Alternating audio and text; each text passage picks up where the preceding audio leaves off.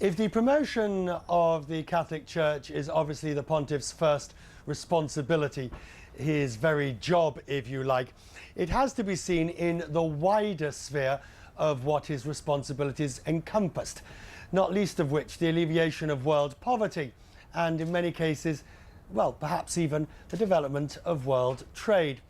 I'm joined now by Kishore Jayabalan, good morning to you, of the Acton Institute, which rather grandly the mission of your organisation is described as to promote a free and virtuous society characterised by individual liberty. When one puts that into the context of the Vatican and the Catholic Church, where does that leave Pope John Paul II's role?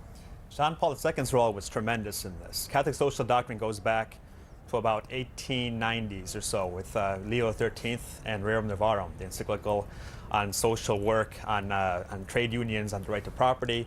Since then, there's been a great development of economic thought.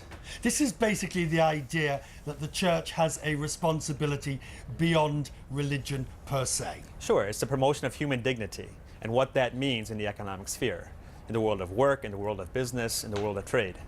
One doesn't naturally think of the pontiff or a religious leader being concerned on those matters.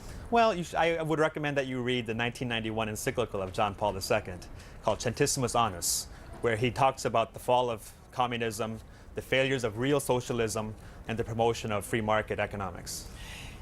So John Paul II was a capitalist?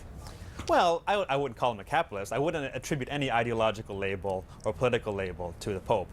But he does look at capitalism and communism and socialism through the perspective of human dignity. But he clearly, and I've not read his encyclical, but he clearly believed that the promotion of free choice, open markets, and the ability for individuals to make their own way was significant. Certainly.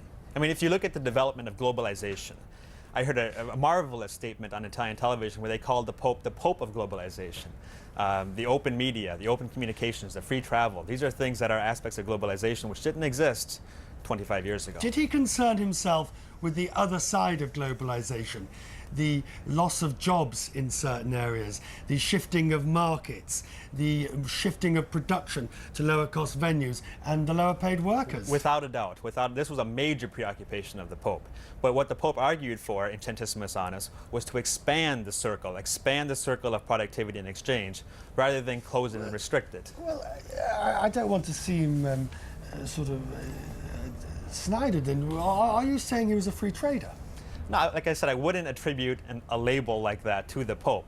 I would say the Pope recognized the changes that have happened in the world and wanted to make it more humane, wanted to promote globalization. But did he recognize that way. Not everybody to that extent could benefit in those changes? Certainly. The Pope went to so many poor countries, visited so many poor areas of the world.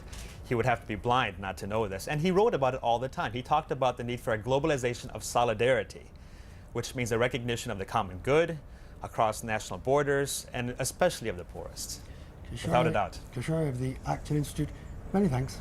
You're welcome. Thank you.